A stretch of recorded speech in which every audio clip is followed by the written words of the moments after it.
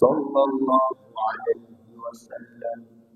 আলহামদুলিল্লাহ, মহান রব্বে কারিমের দরবারে অসংখ্য শুকরিয়া, যে রব্বে কারিম দয়া করে মায়া করে অনুগ্রহ করে আমাদেরকে সুস্থ রেখে আল্লাহ তাআলার পবিত্র মসজিদে পবিত্র দিন জুমার দিনে আগে আগে আসা বসার কোরআন হাদিসের আলোকে কিছু কথা বলার ও শোনার তৌফিক দিচ্ছে। সে রব্বে কারিমের দরবারে মন খুলে প্রাণ খুলে আওয়াজ করে বলি আলহামদুলিল্লাহ। বিগত জুমায় আমরা তাওহীদ তথা একাত্মবাদ আল্লাহ তাআলার উপর ঈমান নিয়ে কথা বলছিলাম। তো আজকের জুমায়ও আমরা কোরআন হাদিসের আলোকে আল্লাহ তাআলার প্রতি ঈমান, একটা মুমিনের বিশ্বাস, রাসূল সাল্লাল্লাহু আলাইহি ওয়াসাল্লামের প্রতি ঈমান বিশ্বাস কেমন হওয়া উচিত, জান্নাতে যাওয়ার জন্য আমাদের ঈমানের রূপরেখা কেমন হতে পারে, আমরা ওই বিষয়টা কোরআন হাদিসের আলোকে তুলে ধরার চেষ্টা করব ইনশাআল্লাহ। কোরআন শরীফের মধ্যে আল্লাহ পাক রব্বুল আলামিন ঈমানের বিষয়কে সবচেয়ে স্পষ্ট করে তুলে ধরেছেন। হাদিস শরীফের মধ্যে রাসূল সাল্লাল্লাহু আলাইহি ওয়াসাল্লাম ঈমান সম্পর্কে বিস্তারিত আলোচনা করেছেন। একটা মুমিন কেমন হবে, যে মুমিন না, গায়রে মুমিন, যার মধ্যে ঈমান নাই, তার মধ্যে আরেকটা মুমিনের মধ্যে কি কি পার্থক্য থাকবে, কোন কোন গুণাবলীর কারণে আমি বুঝতে পারবো যে আমি একজন মুমিন, আর কোন দোষের কারণে একজন ব্যক্তিকে বলা হবে সে মুমিন না। এই বিষয়গুলো কোরআন হাদিসের মধ্যে একদম স্পষ্ট আকারে আল্লাহ তাআলা হাদিসের মধ্যে রাসূল সাল্লাল্লাহু আলাইহি ওয়াসাল্লাম বর্ণনা করেছেন। তো আমি একজন মুমিন হিসাবে অবশ্যই এই বিষয়টা আমার জন্য জানা দরকার যে এই গুণগুলো থাকলে আমি মুমিন, অথবা যতক্ষণ পর্যন্ত আমি এই গুণগুলোর মধ্যে থাকবো ততক্ষণ আমি মুমিন, আর যখন এই গুণগুলো আমার মধ্যে থাকবে না তখন আর আমি মুমিন থাকবো না। এই বিষয়টা আমার জন্য জানা জরুরি এই জন্য, কারণ আমি একজন মুমিন, আমি একজন কি ভাই, মুমিন। আর যদি একটু খেয়াল করেন দেখবেন যে পৃথিবীর মধ্যে অনেক দিক থেকে অনেক কিছুর দাম, এক একটা দৃষ্টিকোণ থেকে এক একটা জিনিসের দাম আমরা কোরআন হাদিসের আলোকে দেখি না। একটা জিনিস খেয়াল করেন, পৃথিবীর মধ্যে যত সৃষ্টি আছে সমস্ত সৃষ্টির মধ্যে সবচেয়ে দামি হলো মানুষ। সবচেয়ে দামি কি ভাই, একটু খেয়াল করেন, মানে পৃথিবীর মধ্যে যত সৃষ্টি আছে সৃষ্টি জগতের মধ্যে সবচেয়ে দামি কি, মানুষ। আল্লাহ পাক কোরআন শরীফের মধ্যে এই কথাটা বলছেন যে ওয়ালাকাদ কাররামনা বানি আদম, আমি সমস্ত সৃষ্টির মধ্যে সবচেয়ে সম্মানিত করছি কাকে, তাহলে সমস্ত সৃষ্টির দৃষ্টিকোণ থেকে মানুষ। আবার এই মানুষের মধ্যে সবচেয়ে দামি মানুষকে, তিনি হলেন আমাদের নবী মুহাম্মদুর রাসূলুল্লাহ। তো এই মানুষ যে আমরা সবচেয়ে দামি, একটা বিষয় দেখেন, আমরা মানুষ যে দামি এই ঘোষণা দিচ্ছেন কে, আল্লাহ। এই ঘোষণা কে দিচ্ছেন ভাই, যিনি সৃষ্টি করছেন তিনি আমাদেরকে বলে দিচ্ছেন যে মানুষ হলো দামি। অথচ মানুষ থেকে অনেক বেশি শক্তিশালী প্রাণীও আছে, মানুষ থেকে অনেক বেশি ওয়াইড হাইট, ওজনে লম্বায় অনেক বড় প্রাণী পৃথিবীর মধ্যে আছে। এত সব থাকা সত্ত্বেও পৃথিবীর মধ্যে সবচেয়ে দামি সৃষ্টি হলো মানুষ। দামি সৃষ্টি কি ভাই, মানুষ। এখন মানুষ কেন দামি, দেখেন আল্লাহ পাক রব্বুল আলামিন কোরআন শরীফের মধ্যে মানুষ দামি হওয়ার একটা বিষয় বলছেন, ওয়া মা খালাকতুল জিন্না ওয়াল ইনসা ইল্লা লিয়াবুদুন। মানুষ পৃথিবীর মধ্যে সবচেয়ে দামি এই জন্য কারণ আল্লাহ বলেন আমি মানুষকে সৃষ্টি করেছি আমি আল্লাহর ইবাদত করার জন্য। সুবহানাল্লাহ। পৃথিবীর যত সৃষ্টি আছে সমস্ত সৃষ্টিগুলো মানুষকে সহযোগিতা করে, মানুষের উপকারের জন্য সৃষ্টি করা হয়েছে। আর মানুষকে সৃষ্টি করা হয়েছে আল্লাহর ইবাদত করার জন্য। কার ইবাদত ভাই, আর একটা মানুষ যখন আল্লাহর ইবাদত করে তখনই সে দামি, এর আগে সে দামি না। সত্যিকার অর্থে তো আমরা এখানে কি পাইলাম, যে মানুষ কখন আল্লাহর ইবাদত করে, যখন তার মধ্যে ঈমান থাকে। আর যখন একটা মানুষের মধ্যে ঈমান থাকে না, সে আল্লাহর ইবাদত করে না। দেখেন, ঈমান না থাকলে আল্লাহর ইবাদত যে করে না, এর প্রমাণটা কি? যারা খ্রিস্টান, যারা ঈসা আলাইহিস সালামের, যারা বলে যে আমরা ঈসা আলাইহিস সালামের ধর্মকে ফলো করি, তারা কিন্তু তাদের মধ্যে ঈমান আছে কিনা, তাদের মধ্যে ঈমান আছে। তারা বিশ্বাস করে আল্লাহ আল্লাহ আছেন। তো আল্লাহ আছেন বিশ্বাস করলে তো ঈমান আছে মনে হয় এমনটা। তো যারা খ্রিস্টান তাদের বিষয়টা দেখেন, ইমানের বিষয়টা দেখেন। তো তারা বলে যে আল্লাহ আছে, আমরা মুমিনরা বলি আল্লাহ আছে। এই এখান থেকে আমরা দুজনে মিলে আছি, খ্রিস্টান এবং মুসলমান। আমরা বলি আল্লাহর সাথে কোনো শরীক নেই, আল্লাহ হলেন স্রষ্টা, আর পৃথিবীর সব কিছু সৃষ্টি। খ্রিস্টানরা বলে আল্লাহর সাথে শরীক আছে। কি শরীক আছে? আল্লাহ তার বিধানকে পরিচালনা করার জন্য তাদের একটা ধারণা আছে তাদের কিতাবের মধ্যে। আপনারা শুনলে অবাক হবেন, আশ্চর্য একটা ধারণা। সেই ধারণা হলো যে আদম আলাইহিস সালাম যখন জান্নাতের মধ্যে তার দ্বারা তখন একটা বিচ্যুতি হয়ে যায়, আল্লাহ বলছেন যে আদম তুমি এই গাছের কাছাকাছি যাও না, ওয়ালা তাকরাবা হাদিস শাজারাতা, তুমি এই গাছের কাছাকাছি যেও না। কিন্তু শয়তান ধোঁকা দিয়ে আদম আলাইহিস সালামকে গাছের কাছাকাছি নিল, গাছের ফল খাওয়াইল। তো আদম আলাইহিস সালাম থেকে মারাত্মক একটা বিচ্যুতি হয়ে গেল। এখন খ্রিস্টানদের বইয়ের মধ্যে লেখা আছে এই যে আদম আলাইহিস সালামের যে একটা বিচ্যুতি হয়ে গেল, এই বিচ্যুতি তো মোচন করা দরকার। পাপ হলে পাপ মোচন করা দরকার। তো এখন আদমের পাপ কে মোচন করবে? সে তো আল্লাহর আদেশ লঙ্ঘন করছে। তো এখন এটা মোচন করার মতো কোনো ক্ষমতা কারো নাই। তখন আল্লাহ পাক রব্বুল আলামিন এই আদমের পাপকে মোচন করার জন্য আল্লাহ তার নিজের পক্ষ থেকে আল্লাহর সন্তানকে দুনিয়ার মধ্যে প্রেরণ করছেন, বলেন নাউজুবিল্লাহ।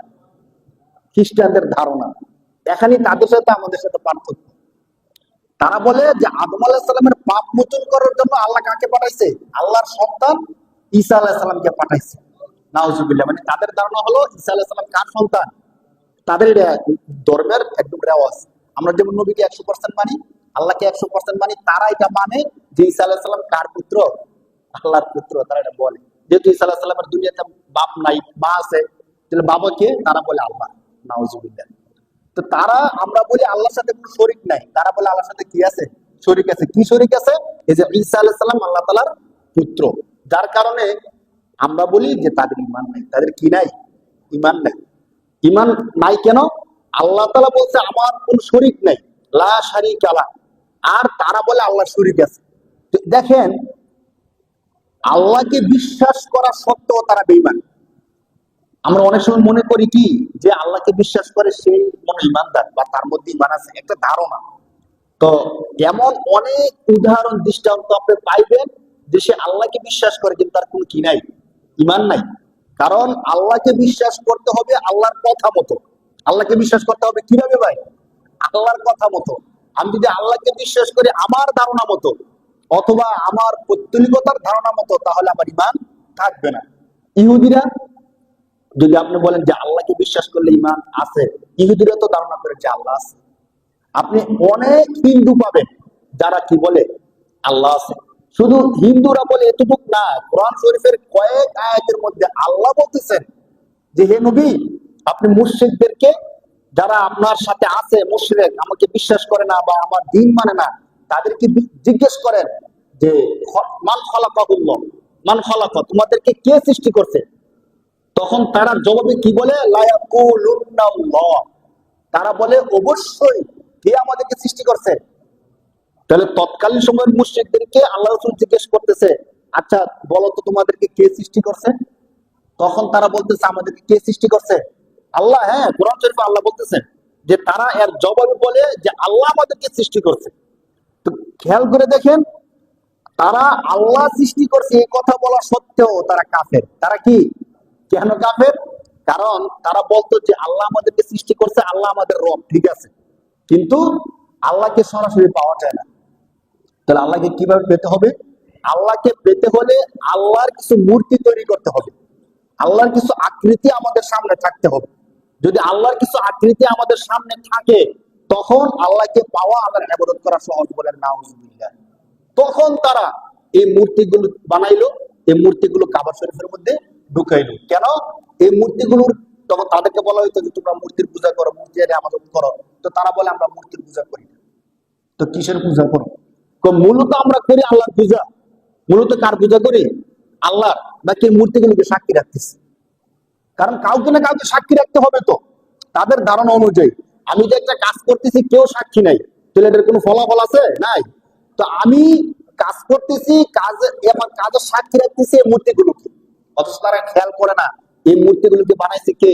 তারা নিজেরা নিজেদের হাত দিয়ে বানাইয়া এই মূর্তিগুলোকে কি রাখতেছে? সাক্ষী রাখতেছে। আমরা যে বিষয়টা আজকে বোঝার চেষ্টা করব সেটা হলো যে শুধু আমি আল্লাহকে মানি এতটুক বললেই সে ইমানদার বা মুসলমান হয় না। এটা সূক্ষ্ম একটা বিষয়, একটু আপনাদেরকে বুঝতে হবে বিষয়টা।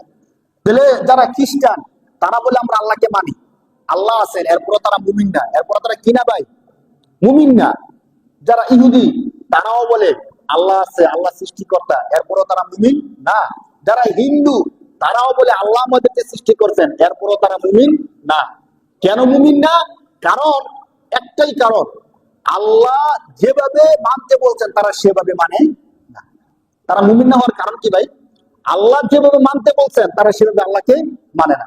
এই জন্য কোরআন শরীফের সূরাতুল বাকারার একদম প্রথম দিকের আয়াতের মধ্যে আল্লাহ বলতেছেন, তাহলে ইমানটা আমরা কিভাবে আনবো? আমরা যে কিভাবে মানলে আমরা মুমিন হব? আল্লাহ বলতেছেন আমিনু, তোমরা ইমান আনো কামা আমানান নাস। সাহাবায়ে কেরাম আল্লাহ রাসূলের সাথে থেকে যেভাবে আমার উপর ইমান আছে সেভাবে তোমরা ইমান আনো। সুবহানাল্লাহ। তাহলে প্রকৃতপক্ষে একজন মানুষ তখনই মুমিন হবে যখন তার ইমানটা কাদের ইমানের মতো হবে? সাহাবায়ে কেরামের, আল্লাহ রাসূলের সাথী যারা ছিল তাদের ইমানের মতো যখন আমাদের ইমানটা হবে তখনই সে প্রকৃত মুমিন হবে। প্রকৃত মুমিন হওয়ার জন্য একমাত্র শর্ত হলো সাহাবায়ে কেরামের মতো ইমান আমাদের আনতে হবে। যদি তাদের ইমানের বাইরে আমাদের ইমান হয়, আমাদের ইমান যদি অনেক কিছুর ধারণা সম্বলিত হয়, তাহলে আমাদের ইমান গ্রহণযোগ্য হবে না। বিষয়টা কতটা গুরুত্বপূর্ণ আপনাদেরকে বলি। দেখেন, শুধুমাত্র ইমান, একটা ব্যক্তির মধ্যে ইমান আছে, আরেকজন ব্যক্তির মধ্যে ইমান নাই, তাদের মধ্যে এই দুইজনের মধ্যে পার্থক্যটা কেমন? ওলামায়ে কেরামগণ বলছেন আসমান এবং জমিনের মধ্যে যতটুকু পার্থক্য, এর থেকেও হাজার কোটি গুণ বেশি পার্থক্য। আমরা বিষয়টা যতটা সহজে নেই না, এতটা সহজ না। একদিকে একটা মুমিন, আরেকদিকে একটা কাফের। একজনের মধ্যে ইমান আছে, আরেকজনের মধ্যে কি নাই? ইমান নাই। এই দুইজনের মধ্যে এত বেশি পার্থক্য, যে পার্থক্যের কোনো সীমা নাই। আসমান জমিনের মধ্যে কতটুকু পার্থক্য, একটা সীমা আছে সত্যিকার অর্থে। কিন্তু একটা মুমিন আর একটা কাফেরের মধ্যে কতটুকু পার্থক্য, এর কোনো সীমাই নাই। কারণ কি জানেন? দেখেন, একজন শুধু আপনি জাস্ট একজন মুমিন, আপনার মধ্যে ইমান আছে, এই ইমানটার কারণে আপনি এত বেশি দামি আল্লাহর কাছে, এত বেশি দামি, যেখানে হাজার কোটি কাফের যদি আরেক দিকে রাখা হয়, আরেক পাল্লায় রাখা হয়, তাহলে আপনার 1 ইঞ্চি সমানও হবে না। সুবহানাল্লাহ। আপনি আল্লাহর কাছে দামি হয়ে গেছেন শুধুমাত্র ইমানের কারণে, শুধুমাত্র ইমানের কারণে। কারণ কি জানেন? হাশরের ময়দানে একটা দৃশ্য আপনাদের সামনে তুলে ধরি কোরআন থেকে। যখন হাশরের ময়দানে বিচার আচার শেষ হওয়ার পরে আল্লাহ মুমিনদেরকে বলবেন জান্নাতে যাও, কাফেরদেরকে বলবেন জাহান্নামে যাও। আর জাহান্নাম তো ভয়ানক জায়গা। তখন যারা কাফের তারা বলবে, দেখেন সূরা নাবা 30 নম্বর পারার প্রথম সূরা, সূরাতুন নাবার মধ্যে আল্লাহ তাআলা নিজে বলতেছেন, আল্লাহ যখন ফায়সালা দিবেন তখন কাফেররা কি বলবে? একটু শব্দটা খেয়াল করেন। ওয়ায়াকুলুল কাফিরু ইয়া লাইতানি কুনতু তুরাবা। যত কাফের আছে, ওয়ায়াকুল, আল্লাহ বলতেছেন ওয়ায়াকুলুল কাফিরু, সমস্ত কাফেররা তখন বলতে থাকবে ইয়া লাইতানি, হায় আফসোস, হায় আমার ধ্বংস, ইয়া লাইতানি কুনতু তুরাবা, আমি যদি মাটি হয়ে যেতাম, আমি যদি মাটি হইতাম তাহলে তো আমার কোনো বিচার থাকতো না, হিসাব নিকাশ থাকতো না, জান্নাত জাহান্নাম কিছুই থাকতো না। আমি মানুষ হওয়ার কারণে আজকে আমার বিচার আচার হয়েছে, এখন আমাকে চিরস্থায়ী জাহান্নামে যেতে হবে। একটা বিষয় খেয়াল করেন, দুনিয়ার এই জীবনটা শেষ করার পরে একটা মুমিন চিরস্থায়ী ভাবে জান্নাত, আর একটা কাফের চিরস্থায়ী ভাবে জাহান্নাম। তারা জাহান্নামে থাকতেই থাকবে, থাকতেই থাকবে, থাকতেই থাকবে। 25 নম্বর পারার এক আয়াতের মধ্যে আসছে জাহান্নামে জ্বলতে জ্বলতে এত অসহ্য যন্ত্রণা, তো তারা, তাদের মনে চাইবে যে এই অসহ্য যন্ত্রণা নেওয়ার মতো আমাদের আর ক্ষমতা নাই, কোনোভাবেই তো ক্ষমতা নাই, 1 সেকেন্ডও নেওয়ার ক্ষমতা নাই। কিন্তু তখন তাদের মনটা চাইবে যে আল্লাহ তো আমাদেরকে জাহান্নাম থেকে মুক্তি দিবে না, কিন্তু আল্লাহর কাছে একটা আবদার করি, একটা মুহূর্তের জন্য আল্লাহ জাহান্নামের আগুনটা একটু বন্ধ করুক, আমরা একটু স্থির হই, এরপর আবার আগুন জ্বালাই। তখন তারা জাহান্নামের যে দারোগা ফেরেশতা তাদেরকে ডাকতে থাকবে। দীর্ঘ বছর ডাকার পরে জাহান্নামের ফেরেশতা তাদেরকে ধমক দিয়ে বলবে, কি ব্যাপার, এভাবে ডাকাডাকি করতেছে কেন, কি চাও? তখন তারা বলবে যে অল্প সময়ের জন্য আমাদের আগুনটা একটু বন্ধ করে দাও, আমরা নিতে পারতেছি, আমরা চাই আমরা একটু স্বস্তির নিঃশ্বাস নেই, আবার যেন আল্লাহ আগুনটা জ্বালায়। তখন জাহান্নামের ফেরেশতা বলবে অসম্ভব, সে সুযোগ তোমাদের জন্য আর নাই। তো দেখেন, একটু খেয়াল করেন, এই জিনিসটা কার সাথে হবে? যারা কাফের, বেঈমান। আর যে মুমিন, তাদের সম্পর্কে আপনারা একটা জিনিস জানেন, যে কোন মুমিন যদি গুনাহের কাজ করেও থাকে, কোন ইবাদতের মধ্যে কমতিও থাকে, একদিন না একদিন মুমিন কোথায় যাবে? বলেন কোথায় যাবে? এটা কিন্তু একটা আকীদা, বিশ্বাস, এটা ধারণা করবেন অবশ্যই।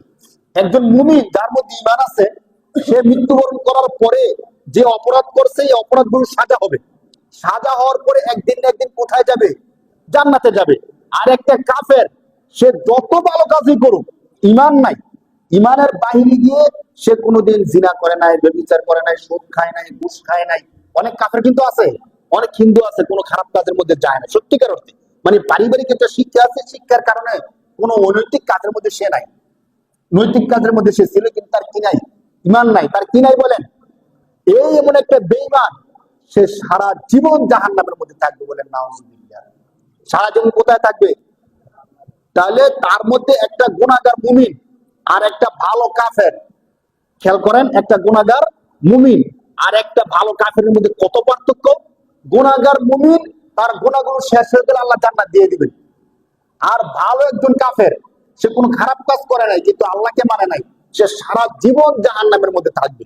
জাহান্নামের অবস্থানটা কেমন হবে? আল্লাহ তাআলা কয়েক ইয়ার মধ্যে বলছেন যে দুনিয়ার যে সময়টা আছে, দুনিয়ার সময় আর আখিরাতের সময়ের মধ্যে পার্থক্য হলো যে আখিরাতের মধ্যে যে একদিন হবে, কয়দিন?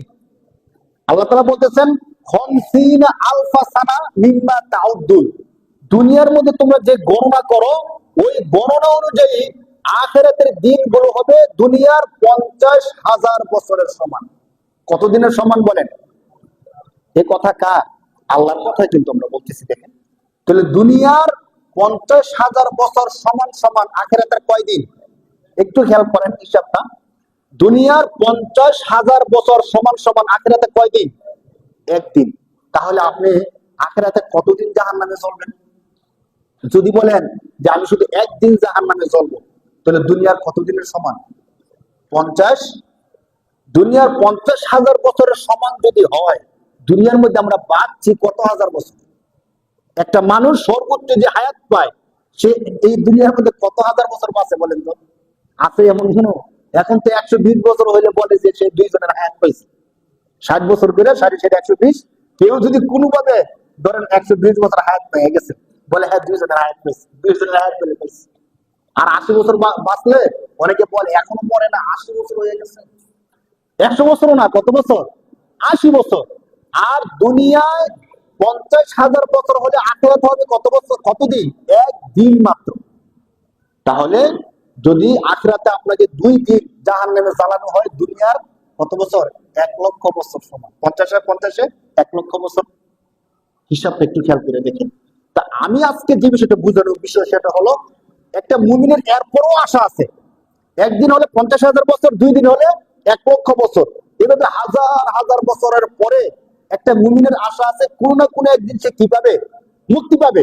কিন্তু একটা কাফের, খালিদিনা ফিহা আবাদা, আল্লাহ বলেন সে যে যুগ যুগ ধরে, জীবন জীবন ধরে জাহান্নামে জ্বলতেই থাকবে, তার মুক্তির আর কোনো কি নাই? আশা নাই। এই জন্য আমরা যারা মুমিন আছি, আপনাদের কাছে আমাদের একটা মেসেজ হলো, একদম মৃত্যুর আগ পর্যন্ত আমাদের এই ইমানটাকে ধরে রাখতে হবে। কাকে ধরে রাখতে হবে ভাই? একটু খেয়াল করেন, যে যে কাজই করি না কেন, ধরেন পলিটিক্যাল পার্টি হিসাবে আমাদের দল মত পছন্দ অপছন্দ আছে না, বিভিন্ন জন বিভিন্ন পছন্দ করেন, সমস্যা নেই। এরপরে আবার মাযহাব হিসাবে বিভিন্ন জন বিভিন্ন মাযহাব পছন্দ করে। মানে আমাদের মধ্যে, মানুষের মধ্যে যে মত ভিন্নতা, এটা একটা সৌন্দর্য। এটাকে আপনি বলতে পারবেন না যে আমরা সবাই মিলে এক পার্টিতে চলে আসি, আবার আমরা সবাই মিলে এক দলের মধ্যে চলে আসি। এটা হবে না, এটা হয় না। আমাদের ঘরের মধ্যে যদি 5 জন সদস্য থাকি, আপনি জিজ্ঞেস করেন যে কালকে আমরা কি রান্না করতে পারি, একটু জিজ্ঞেস করেন, দেখবেন আপনার স্ত্রী বলতেছে এক কথা, আপনার মেয়ে বলতেছে এক কথা, আপনার ছেলে বলতেছে আরেক কথা। তাহলে আমার ঘরে যে 5 জন সদস্য, তাদেরকে তো আমি একসাথে আনতে পারতেছি না, না?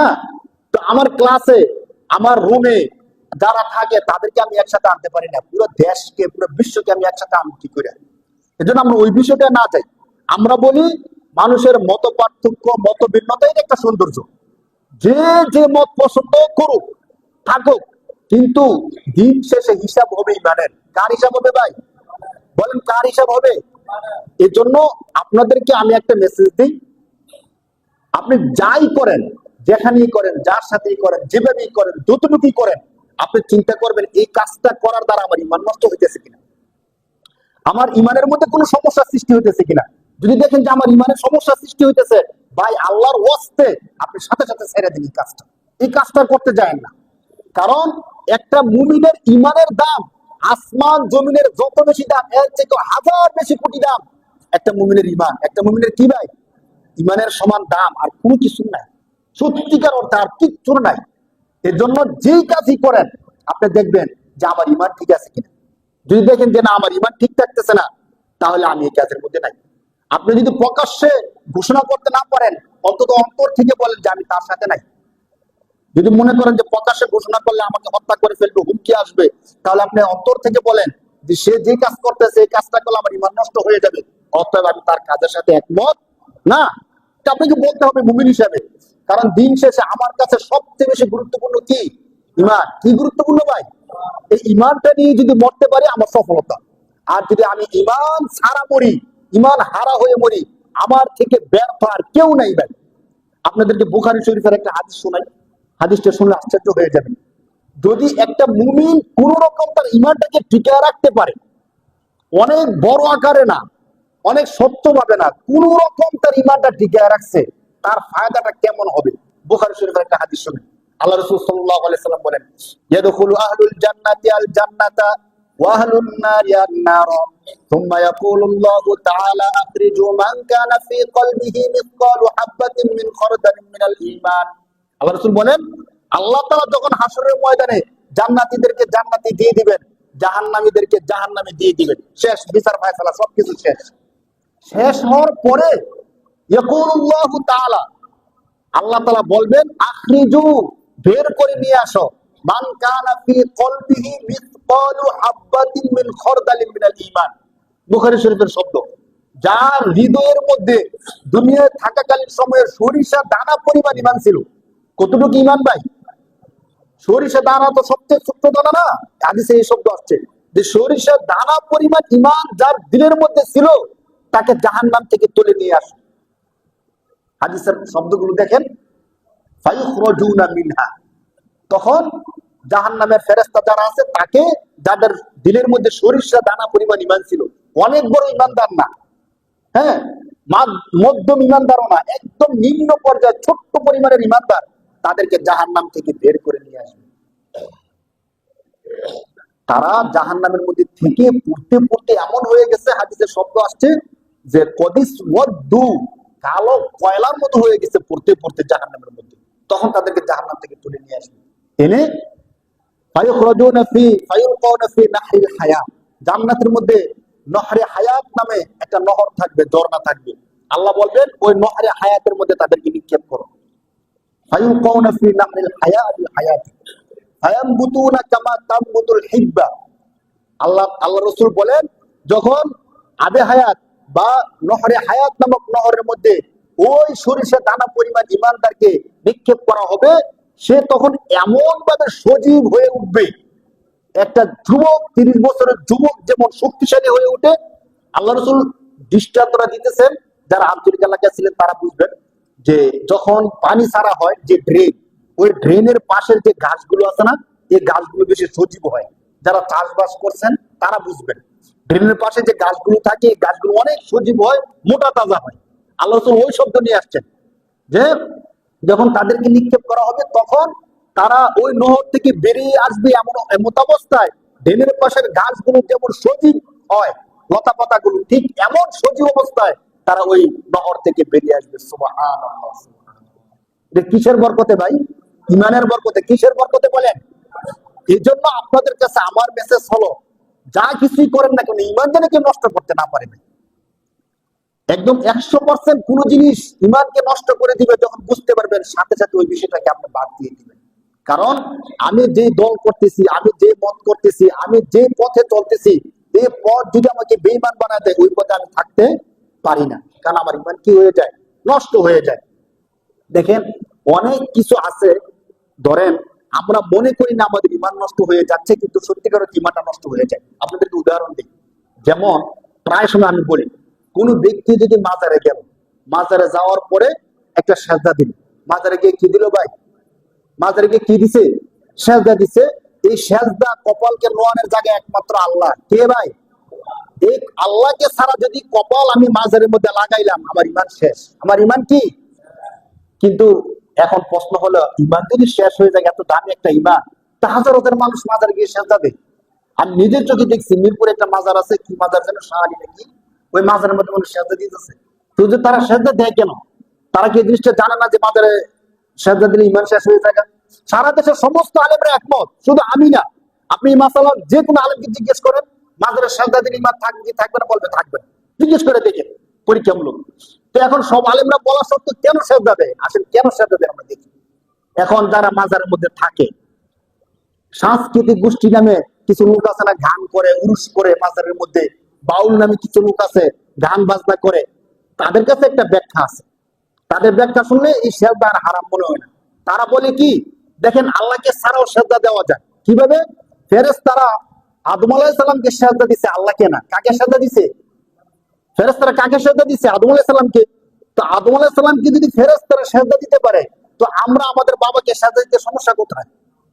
তারা তাদের ব্যাখ্যাটা দেখেন, একটা সাধারণ মুমিন যার দিন সম্পর্কে, কোরআন সম্পর্কে ধারণা নাই, সে তো মেনে নিবে। তারা বলতেছে, দেখেন আল্লাহর সামনে ফেরেশতারা, সমস্ত ফেরেশতারা কাকে সেজদা দিল? আদমকে সেজদা দিল। তো আল্লাহ তো নিষেধ করে না, আল্লাহর আদেশ করছে তোমরা আদমকে সেজদা দাও। তো আমরা তো আমাদের বাবা যিনি ওলি আউলিয়া এখানে শোয়া আছে, আমরা আউলিয়াকে সেজদা করছি। আর আউলিয়া তিনি তো আল্লাহ ভক্ত। তো আমরা আউলিয়াকে সেজদা করছি, মানে কাকে সেজদা করছি? আল্লাহকে সেজদা করছি, খালাস। এটা তো খারাপের কোনো কিছু নাই। এই ব্যাখ্যা যখন সাধারণ মুমিন শোনে, সে তো সত্যি কথা। তো বাকি সেজদা দিচ্ছ, তোমার ফায়দা হলো, তোমার যদি সন্তান না থাকে সন্তান হয়ে যাবো। তুমি যদি দরিদ্র, তোমার কি হয়ে যাবে? সম্পদ হয়ে যাবে। এই শব্দগুলো শুনলে আর এই ব্যাখ্যা শুনলে, তখন সাধারণ মানুষ কি দিয়ে দেয়? সেজদা দিয়ে দেয়। একটা জিনিস খেয়াল করেন, এখন তাদের ব্যাখ্যাটা আমরা চাই। আদমকে যে ফেরেশতারা সেজদা দিছে, কার কথা? এই জিনিসটা তারা এই কথাটা বলেন। আরে আদমকে সেজদা দিছে তো আল্লাহর কথায়। আপনি যে মাজারে সেজদা দিচ্ছেন, কার কথায়?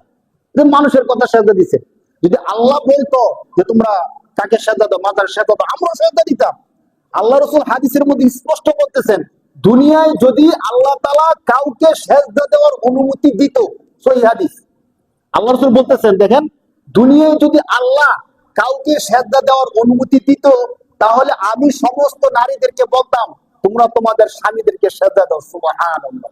মানে স্বামীদের মর্যাদা বোঝানোর জন্য, কত মর্যাদা, এটা বোঝানোর জন্য আল্লাহ রাসূল বলতেছেন, আল্লাহ যদি পৃথিবীর মধ্যে আল্লাহ ছাড়া অন্য কাউকে সেজদা দেওয়ার অনুমতি দিত, তাহলে আমি সমস্ত স্ত্রীদেরকে বলতাম তোমরা তোমাদের স্বামীদেরকে কি করো। কিন্তু আল্লাহ যেহেতু অনুমতি দেয় নাই কাউকে সেজদা দেওয়ার, এই জন্য আমি রাসূল এই কথাটা বলি নাই।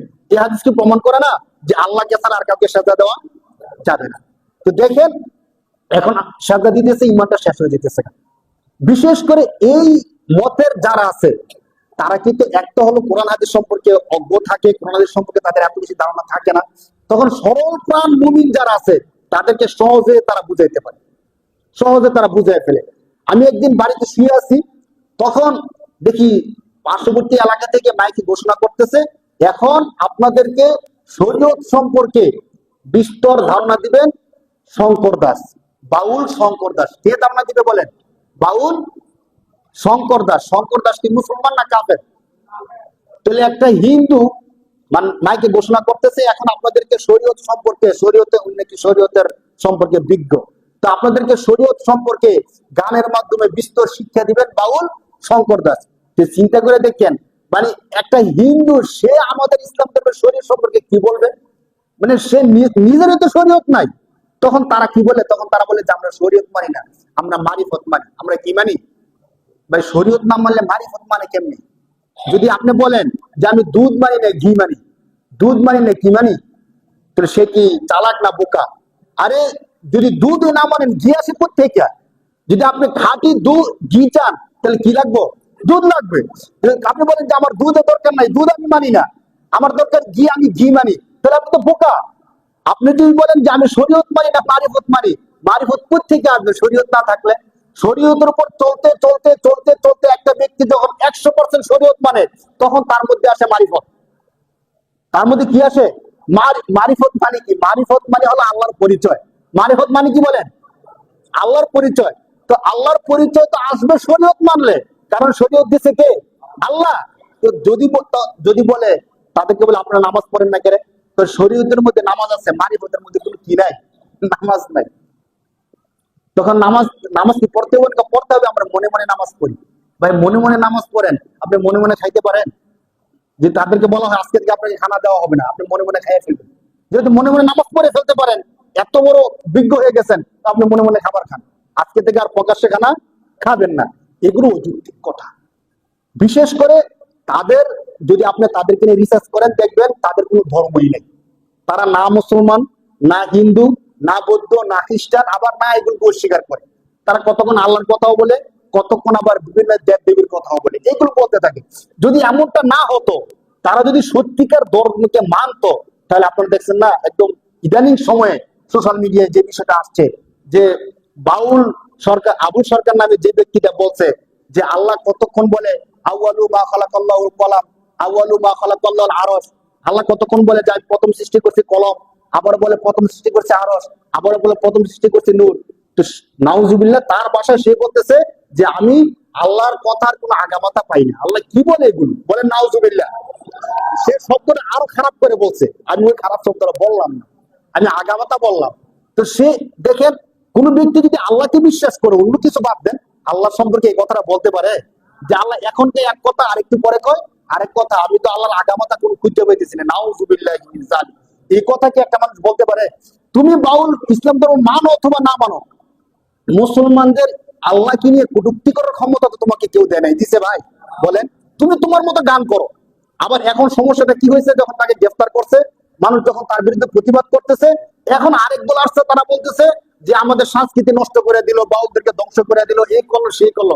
আরে ভাই, বাউলদেরকে নিয়ে তো প্রতিবাদ না, গান নিয়ে তো প্রতিবাদ না, এখন তো প্রতিবাদ চলতেছে সে যে আল্লাহকে নিয়ে কটূক্তি করছে। সে যে বললো যে আমি আল্লাহর কথার আগামাতা খুঁজে পাই না। একটা মানুষ তো আল্লাহকে নিয়ে কটূক্তি করতে পারে না। তুমি বাউল না, তুমি খ্রিস্টান হও অথবা হিন্দু হও, তুমি কি আমাদের আল্লাহকে নিয়ে কথাটা বলতে পারো? আরেকটা প্রসিদ্ধ দেখেন, সে সূরা নাস কইরা কুল আউযু বিরাব্বিন নাস মালিকিন নাস, একদম সূরাটা শুদ্ধ পড়তেই পারে নাই, শুধু নাস নাস শব্দটা বলতে পারছে। বললে সে কি বলতেছে যে আরে আমরা যে নাচানাচি করি, মৌলবীরা যে আমাদের বিরোধিতা করে, আল্লাহ নিজেই তো নাচার কথা বলছে। বলেন নাউজুবিল্লাহ। এই কুল আউযু বিরাব্বিন নাস মানে কি নাচার কথা? কত গন্ড মূর্খ, মানে কত চরম পর্যায়ের দৃষ্টতা এবং মূর্খতা হইলে সে বলতে পারে যে আল্লাহ তো নাসার কথা বলছে। নাসর তো মানুষ। কুল, হে নবী আপনি বলেন আউযু, আমি আশ্রয় প্রার্থনা করতেছি বিরব্বিন নাস, মানুষের রবের কাছে। সুবহানাল্লাহ, কি চমৎকার অর্থ! যে হে নবী আপনি বলেন মানুষের রবের কাছে আমি কি করতেছি? আশ্রয় প্রার্থনা করতেছি। মালিকিন নাস, যিনি মানুষের মালিক, তার কাছে আশ্রয় প্রার্থনা করতেছি। এই হলো সূরার অর্থ। আর গন্ডমূর্খ বলতেছে যে আমরা যে নাচানাচি করি, গান বাজনা করি, মৌলবীরা আমাদেরকে তিরস্কার করে। আল্লাহ নিজেই তো নাচানাচি করার কথা বলছে। নাউজুবিল্লাহ। কোরআনকে নিয়ে দৃষ্টতা করার ক্ষমতা তার আছে? এই বিষয়গুলো দেখেন, মানে ইসলাম সম্পর্কে ধারণা না থাকার কারণে এক সে করছে, এখন যারা তার পক্ষ নিতেছে তারাও না জানার কারণে বিষয়টা করতেছে। এখন আমাদের দায়িত্ব কি? আমরা যারা মুমিন আছি তারা বিষয়টা একটা বুঝেন। যদি কোনো ব্যক্তি এই কথাটা বলে, আল্লাহ সম্পর্কে এমন ধারণা রাখে, তার কি ইমান থাকবে? একটু কথা বলেন, তার কি ইমান থাকবে ভাই? আর কোরআন নিয়ে যদি এমন দৃষ্টান্তপূর্ণ কথা বলে, তারও তো ইমান থাকে না। এখন একদম সহজ একটা কথা বলে দিই। এই কথা বলার কারণে বাউল শিল্পী আবুল সরাসরি কাফের। সরাসরি কি ভাই? যে বলে যে আমি আল্লাহর কথার আগামাতা পাই না, বা আল্লাহ এখন এক কথা বলে এরপরে আরেক কথা বলে, আরেকটা কথা বলছে। সে বলতেছে আল্লাহ তুমি একজন হয়ে দুনিয়াতে আসার কারণে এত সম্মান, তুমি যদি 10টা আল্লাহ বানাই দিতা তো আরো বেশি সম্মান বাড়িয়ে দিত। বলেন নাউজুবিল্লাহ। তার কি মান আছে? আপনার সোশ্যাল মিডিয়ায় গাইডেন দেখবেন। এখন এই শব্দগুলো বলার কারণে তারা প্রতিনিয়ত শব্দগুলো বলে, আমরা আগেও শুনছি, কিন্তু এখন বিষয়টা সামনে আসছে। এই শব্দগুলো বলার কারণে এমন বাউল শিল্পী আবুল সরকার সহ যারা এগুলো বলে, তারা সরাসরি কাফের। তারা সরাসরি কি ভাই? এটা কি বলার জন্য কোরআন হাদিসের দলিল লাগবে বুঝার জন্য? তারা যে কাফের, এটা কি অস্পষ্ট না স্পষ্ট? এখন একটা কঠিন কথা, এই বাউল শিল্পী আবুল এই কথা বলার কারণে 100% কাফের। যারা এমন আবুলদের সমর্থন করে, বুঝে অথবা না বুঝে, একদম সহজ কথা, আবুল যেমন কাফের, যারা তাদেরকে সমর্থন করে তারাও কি? কোন পার্থক্য আছে বলেন? কারণ সে যখন আল্লাহকে নিয়ে কটূক্তি করছে, তুমি ওইটার বিচার চাইলে না, ওইটা তোমার কাছে কষ্ট লাগলো না। যখন তাদেরকে প্রতিবাদ করা হলো, তাদেরকে বাধা দেওয়া হলো, তখন তোমার কাছে কষ্ট লেগে গেল যে বাংলাদেশের সংস্কৃতি নষ্ট করে দিছে। আরে আল্লাহকে কটূক্তি করা কোন জমানায় বাংলাদেশের সংস্কৃতি ছিল? যে বলে যে বাংলাদেশের সংস্কৃতি নষ্ট করে দিয়েছে, বাউলদেরকে ধ্বংস করে দিতেছে, তো তোমরা বাউল মানে কি আল্লাহকে কটূক্তি করা? প্রতিবদ্ধ বাউল সম্পর্কে না, গান সম্পর্কে না, প্রতিবদ্ধ হচ্ছে আল্লাহকে নিয়ে বাজে কথা বলার কারণে। সূরা নাস, কোরআন শরীফকে নিয়ে বাজে কথা বলার জন্য প্রতিবাদ হচ্ছে। বিষয়টা অনেকেই বুঝতেছে না, অনেকে মনে করতেছে, অনেকে পলিটিক্যাল দিয়ে গেছে। যে পার্টি এর পক্ষে যেতেছে, মানুষ তার পক্ষে থাকতেছে। যদি পলিটিক্যাল পার্টিগুলো এই কথাটা বলতো যে আমরা মূলত আবুলের পক্ষেও না বিপক্ষেও না, আবুল যে কথাটা বলছে এই কথার বিপক্ষে, তো সাপোর্ট শেষ না। যারা মুমিন তারাও সাপোর্ট দেয়, যারা মুমিন না তারাও সাপোর্ট দিবে। এই জন্য একটা কথা বুঝেন, যারা জেনে অথবা না জেনে, বুঝে অথবা না বুঝে বাউল শিল্পী আবুল এবং এমন কথাবার্তা যারা বলে, তাদের সমর্থন যারা দিবে তারা নিঃসন্দেহে কাফের, তারা নিঃসন্দেহে কি ভাই? অতএব আমাদের ইমান আমাদের সবার আগে, আমাদের ইমান সবার আগে। যদি আমার ইমান থাকে, দিন শেষে আমি যদি খারাপ কর্ম করেও থাকি, শয়তানের ধোঁকা, নফসানি খায়েশের ধোঁকায় আমি যদি আবাদত কমও করি, অথবা আমার দিকে কোনো ভুলও হয়ে যায়, আল্লাহ চাইলে সেটা একবার ক্ষমাই করে দিতে পারেন, ক্ষমা করে আমাকে জান্নাত দিয়ে দিবেন। আল্লাহ পারে কি পারে না ভাই? আল্লাহ কোন বলছে না যে আমি চাইলে সব ক্ষমা করে দেব, শুধু শিরিক ছাড়া। ইন্নাল্লাহা লা ইয়াগফিরু আইয়ুশরাকা বিহি ওয়া ইয়াগফিরু মা দুনা যালিক। আল্লাহ বলেন শিরিক ছাড়া আমি সব ক্ষমা করে দেব। ওলামায়ে কেরামগণ বলেন মৃত্যুর আগে কেউ যদি শিরিক থেকে তওবা করেন, ওইটাও আল্লাহ ক্ষমা করে দিবেন। কিন্তু যদি ঈমান না থাকে, তাহলে চিরস্থায়ী জাহান্নাম। চিরস্থায়ী কি ভাই? জাহান্নাম। এই জন্য আমরা কাউকে সমর্থন করার আগে আমরা এই জিনিসটা চিন্তা করবো যে তাকে সমর্থন করলে আমার ইমান থাকবে কি থাকবে না। যদি কোনো দল করার ক্ষেত্রে, কাউকে সমর্থন করার ক্ষেত্রে ইমানের প্রশ্ন চলে আসে, তখন সে যেই হোক, সে আমার রক্তের ভাই হোক, সে আমার জন্মদাতা বাবা হোক, আমরা তাকে সমর্থন করব। বলেন সমর্থন করব। কারণ এই সব কিছুর আগে আমার ইমান, সব কিছুর আগে আমার কি ভাই? যদি আমার ইমান থাকে আমি আছি, যদি আমার ইমান না থাকে আমি নাই, কিচ্ছু নাই, সবকিছু ধ্বংস হয়ে যাবে। এই জন্য ইমানকে যত্ন করতে শিখি ভাই। সত্যিকার অর্থে ইমানটা অনেক দামি। আমরা কারো বিপক্ষেও না, কারো পক্ষেও না। আমি আমার ইমানকে যত্ন করতে শিখতে হবে না। আমার ইমানকে কেউ ধ্বংস করবে সেটা আমি হতে দিব না ইনশাআল্লাহ। আল্লাহ তাআলা আমাদের সবাইকে বোঝার তৌফিক দান করুন বলে আমিন। যারা সুন্নাত